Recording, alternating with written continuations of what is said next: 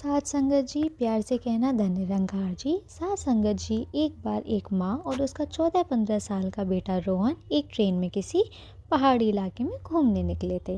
रोहन बहुत ज़्यादा उत्साह और जोश से भरा हुआ था इस यात्रा के लिए। उसके चेहरे में एक चमक थी। वो बहुत ज़्यादा खुश और उत्साहित था। साथ संगत जी, रोहन हर छोटी से छोटी चीज़ को बहुत ध्यान से देख रहा था और अपनी माँ को उसके बारे में बता रहा था। उसकी माँ भी बहुत ज़्यादा खुश थी और खुश होकर अपने बेटे की हर बात का जवाब दे रही थी और अपने बेटे के उत्साह और खुशी को निहार रही थी। ट्रेन चलने लगी और रोहन, जो कि एक विंडो सीट पर बैठा हुआ था, अपनी सीट से कूद पड़ा खुशी के मारे। खिड़की से पेड़, हरियाली, खेत सब देखने लगा। रोहन बोला, मम्मी देखो, पेड़ पीछे की तरफ भाग रहे हैं। ये कैसे हो सकता है? मम्मी, क्या हम पहाड़ों को भी ऐसे ही पीछे की तरफ भागते हुए देख सकते हैं? देखो देखो, ये तो बर्फ़ से घिरा हुआ है ना मम्मी?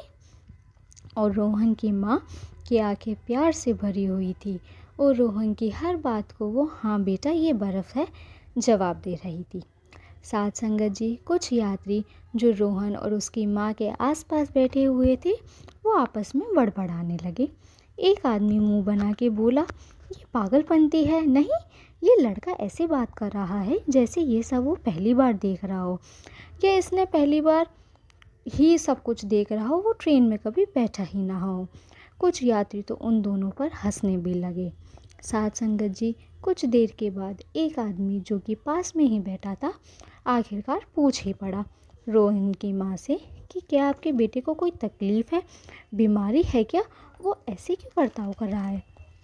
साथ संगत जी, माँ ने बहुत प्यार से जवाब दिया, वो बचपन से ही नहीं देख सकता था। अब तक भी वो नहीं देख पाता था। अभी कुछ समय पहले ही रोहन का ऑपरेशन हुआ है और भगवान की दुआ से अब उसकी आंखों की रोशनी वापस आ गई है।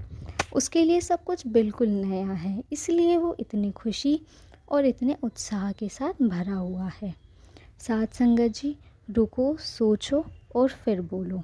हमें दूसरे इंसान की ज़िंदगी के बारे में कुछ भी नहीं पता, तो अपने मुंह से कुछ भी बोलने से पहले हमें एक बार ज़रूर सोचना चाहिए।